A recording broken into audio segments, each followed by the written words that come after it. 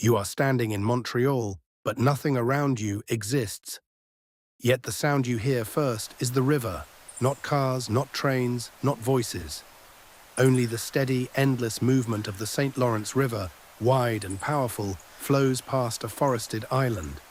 There are no streets, no buildings, no bridges, no Montreal. It is the year 1535, and everything that will become one of North America's most important cities does not exist yet. But people are already here. Long before Europeans arrived, this island was home to a large indigenous settlement called Hochelaga.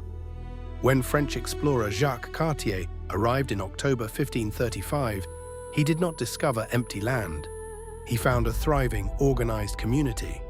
Hochelaga was a fortified village, surrounded by wooden defensive walls. Inside were longhouses built from wood and bark. Each longhouse held multiple families. Archaeological and written evidence suggests hundreds, possibly over 1,000 people lived here. They grew corn, beans, and squash. They hunted deer, they fished in the river. They had trade networks stretching across vast distances. They knew this land intimately. Cartier climbed the nearby mountain and named it Montreal, Royal Mountain. That name would eventually become Montreal. But when the French returned decades later, Hochelaga was gone. No one knows exactly why. Historians believe warfare, disease brought indirectly by Europeans, and migration reshaped the region.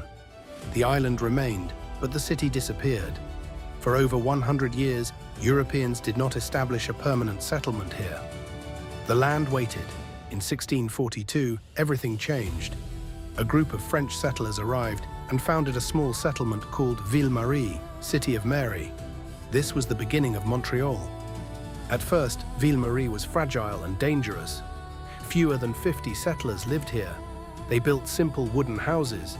They cleared land for farming. They built a small chapel. And they lived in constant fear. This was frontier territory.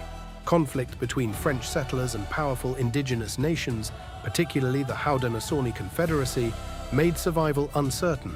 Every day was a risk. Men worked in fields while watching for attack. Women carried water, cooked, and maintained households. Children grew up in a world without safety. This was not yet a city. It was barely a village. Life was hard, and there was one major problem. Most settlers were men. The population was unbalanced. Without families, the colony could not grow naturally. Without women, there would be no children. Without children, Ville-Marie would never become a permanent society. The future of Montreal depended on something very simple: families. And for families to exist, women had to come. In 1663, the French king, Louis XIV, made a decisive intervention. He wanted to strengthen the colony of New France. He understood that soldiers alone could not build a lasting society. Families could. So he sponsored the migration of young women to the colony. These women became known as the Filles du Roi, the king's daughters. Between 1663 and 1673, about 770 to 800 women traveled from France to New France, including Ville-Marie. Some settled in Quebec City, some settled in Montreal. They were often between 16 and 25 years old. Many were orphans.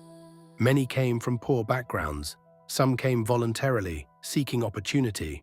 Others came because life in France offered them few options. The king paid for their voyage. He provided them with basic supplies, and most importantly, he gave them a dowry, money or goods to help them start a family. This was a deliberate effort to create population growth. Their arrival changed everything. Imagine arriving after months at sea. The journey was long, dangerous, and terrifying. Storms could destroy ships. Disease spread easily. Many passengers became sick. When the Filles du Roi arrived in Ville-Marie, they did not find a developed city. They found mud roads, wooden houses, cold winters, danger, isolation. This was not Paris, this was survival. But they came anyway, and they married. Often quickly, sometimes within weeks or months of arrival. Marriage contracts were carefully negotiated. The women had the right to refuse men. They were not forced to marry specific individuals. This was unusual for the time. Their presence transformed the colony. Within a single generation, the population began to grow naturally. Children were born, families formed, communities became stable. Modern Montreal exists today largely because of these women. A significant percentage of French Canadians today can trace ancestry back to the Filles du Roi. Their decision to cross the ocean reshaped history. Montreal begins to grow. By the late 1600s, Ville-Marie was no longer just a fragile outpost. It was becoming a permanent settlement. Stone buildings replaced wooden ones. Fortifications were built. Trade expanded. The fur trade became the foundation of Montreal's economy. Fur traders traveled deep into the interior of North America. They exchanged goods with indigenous nations. Montreal became a critical meeting point, a gateway between Europe and the continent's interior. Ships arrived with tools, cloth, weapons, and supplies. They left with valuable furs. The river made it all possible. Geography gave Montreal power. By the early 1900s, Montreal was one of North America's largest cities. Skyscrapers appeared. Bridges crossed the river. Electric lights replaced darkness. Public transportation expanded. Millions of people lived, worked, and built lives here. Yet the foundations remained invisible beneath the modern city. Beneath streets and buildings lay layers of history.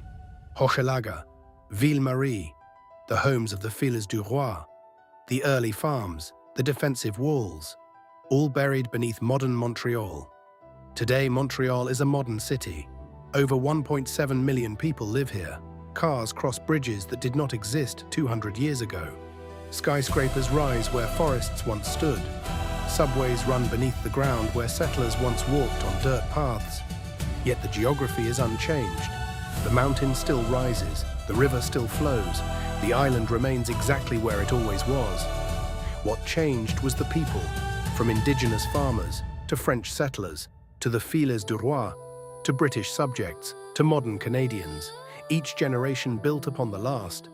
Montreal did not appear suddenly. It was built slowly, through survival, through migration, through families, through women who crossed an ocean into uncertainty. From a fortified indigenous village, to a fragile French outpost, to a colonial town, to an industrial center, to a global modern city. Montreal is not just buildings. It is the result of human decisions stretching back centuries. And its story is still continuing.